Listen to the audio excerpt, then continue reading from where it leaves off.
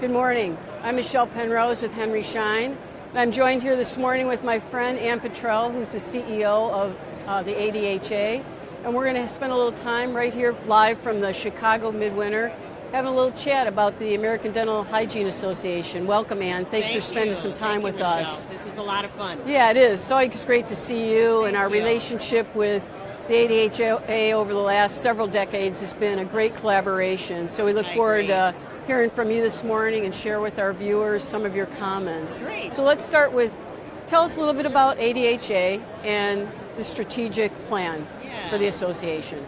Well, our profession is growing. We have about 185,000 dental hygienists in the U.S. Most people aren't aware of how large the profession is growing. And ADHA is the organization that represents the voice of 185,000 dental hygienists. So with our strategic plan, that's how our support comes alive. So for example, our core ideology is to unite, support, and empower the dental hygiene profession. And as we see that healthcare is changing around the United States, our vision is to have dental hygienists be highly valued and integrated into the healthcare delivery system. So our board of trustees sets the direction for us as the staff team, and we fulfill that with programs and partnerships like we have with Schein. Excellent. That's great. So I know the association is focused on the hygienist and empowering through education. Yes. So tell me a little bit about how you accomplish that goal. Right. So we really start our support when dental hygiene students get started in their career.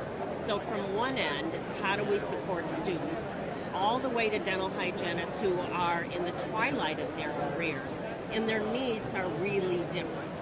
So for example, when you're a student, you're trying to get all the support you can to pass your national board, pass your clinical board, and to learn how to get a job. How do I become employed? So we provide that resource there. Then as hygienists go through various phases of their career, their needs change. So we very much look at continuing education, for example. A lot of hygienists are interested in staying in dental hygiene, but they might change their careers and want to go into a corporate setting, like at Schein. How do I do that? So we provide some coaching services, some continuing education, peer networking, mentoring.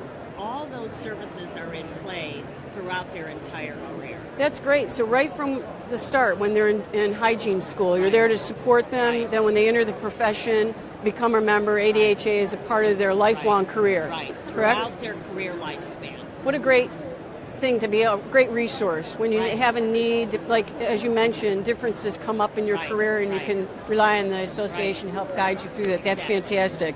So the profession has changed so much in the last 5 years, and it continues to change. So where do you see the role of the hygienist in this changing trends in dentistry? Yeah, it's really changing in two important ways. As our nation suffers with an access to care crisis, we're seeing dental hygienists provide their services, preventive and therapeutic services, in different settings, in addition to a private dental office. So, for example, hygienists are now employed in school settings so that they see the children directly in a dental unit in a school. They're also in long-term care facilities. Dental hygienists are in hospitals. So as the needs of the communities grow, dental hygienists are going out to provide their services to underserved populations. That's been a big change.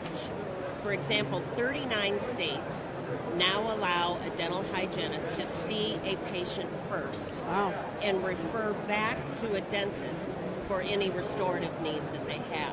So in 1995, that was 5 states. Today, it's 39 states. So you can really see that trend taking place over a period of years. That's fantastic. That's exciting. So is it more the new hygienists coming into practice that is doing this, or is there a blend of hygienists that have been in practice for a long time and are moving out into these more access to care opportunities? There's a blend, because as dental hygienists saw when the recession hit, for example, a lot of dental hygienists who were employed full-time suddenly found themselves working part-time, or they were completely under or unemployed. So they started to look at opportunities that direct access would provide. So they began to expand their careers. We also see that dental hygiene students coming out of school today are looking at a wide variety of opportunities. So if they live in a particular state, they're saying, what else can I do? Where can I practice? Who's doing some cool dental hygiene work that I might want to mentor with that person to figure out how to get there?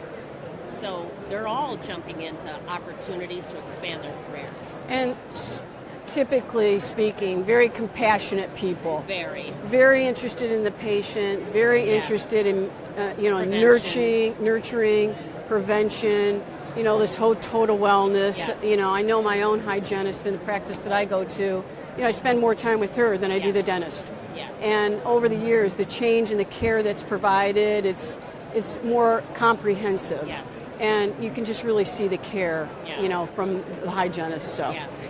Anyway, so that leads me to the next question. Hygienists play a critical role in the dental practice. Critical role. We understand that. Yeah. And so give us your thoughts on the critical role they play in the practice and the patient wellness, how they support the patient's total wellness. Right. Hygienists, as you mentioned, are kind of the heart and soul of a dental practice. Patients spend a lot of time with them one-on-one. So patients trust them. When I was in practice, I would hear all the time, do I need that service? What would you do if you were me? So there's a trust and a bond with their patients. Hygienists are also seen as prevention specialists. They're really there to prevent disease and promote health. So as we've seen the evidence behind the connection of oral health and total health, hygienists have embraced that tremendously. So we know a lot of systemic diseases can happen first in the mouth. So a hygienist is highly skilled to look at those signs and symptoms as well as a medical history and help their patients live a wellness approach. Many hygienists, that's in their heart and soul. And so yes, it's so important right now. And do you find a lot more dental practices are adopting that model of total wellness, led by the hygienist, who's the first person that sees the patient, can often detect or diagnose things before they even see their dentist? Right. And as we all know, dentistry is a team sport. Yes. So you have to have a complete dental team philosophy that everybody follows. And a hygienist often takes the lead on that approach. Mm-hmm. And so how do you define wellness? In the day and age of risk assessments, how do you adjust your treatment plans and what you're recommending to patients based on personalized medicine and your sense of risk? So hygienists really play that role of communicating our practice is about oral wellness and total wellness. And we support that 100%. And it's so interesting. Just recently, I had two friends ask me for a referral into a dental practice. And they mentioned two things. They said, I would like to go to a practice where there's a great hygienist. Me being in the dental business, we have connections with a lot of practices. And the second thing that they asked was, I want to go to a practice where they're really using, I hear about same-day dentistry and technology. Yes. So can you refer me into a dental practice that, somebody that really, from the hygiene standpoint, really is going into this whole total wellness and the technology. And I was pleasantly surprised by that. I mean, we advocate that at Henry Schein as you do in the ADHA, but when your friends start asking patients and want to change dentists, and that's what they're looking for, that was really great news to me. Oh yeah. So that so in the context of that, we know that digital and technology is transforming dentistry. As evidenced by lots of things that are going on here at the Chicago Midwinter. So how do you see the role of the hygienist in this changing dynamic with more technology coming into the practice? Well, we're hearing loud and clear from our members when they come to meetings like this or our annual meeting, advanced technologies is their number one need. So technology is growing so quickly. How does a hygienist stay up to date with all of these advancements? So, for example, consumers now can see through intraoral photography and all these digital imaging systems what's possible for me. You know, we're in the business of smiles. So for consumers to be able to see a whole new image of themselves as healthy and bright, beautiful smiles, who wouldn't want to be a part of that? Right. And we're also seeing things now like teledentistry, where the dental team can now use digital technology to send images to one another in different practice locations, and we can now communicate in wide distances and provide more care to more people. When you think about oral cancer, for example, now the imaging and the assessment tools that we have for oral cancer are changing people's lives. So it's such a great profession to be in that we are in the business of making people healthier and preventing things like early cancerous lesions. So the whole world of technology is changing how we practice. And really changing the profession. And as you said, you know, changing people's lives. Yes. I mean, you know, and going to the dentist is a different experience than it once was. And, you know, seeing your hygienist, it's just a different experience. And I think one that people are more, they want that. And they understand the relationship between the oral cavity and their overall health, which is great that the public is really, it's resonating with their patients. And like you said, consumers are asking for that kind of support. Who's up on technology? They want the best, and we're really here to give them. And the technology does help kind of simplify the process and the dentistry that's being provided.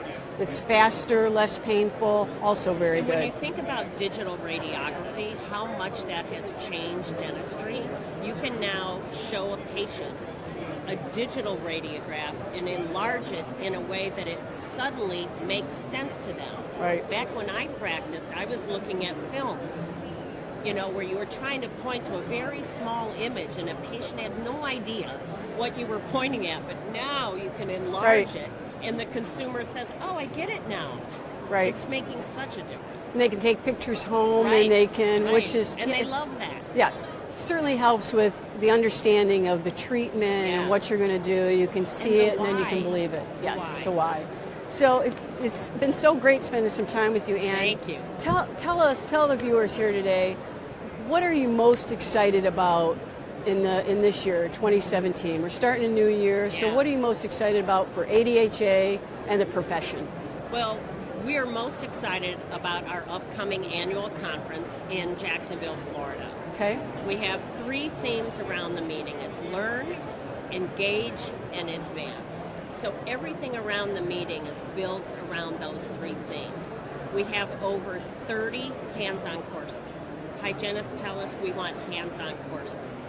28 programs that are hosted by premier educators and practitioners. As we just talked about digital, we're having a whole digital imaging event there, as well as career coaching, some labor issue support that we're bringing to our members, and we're just excited about a whole new format. And we can't thank Henry Schein enough. Your sponsorship over the years has been tremendous.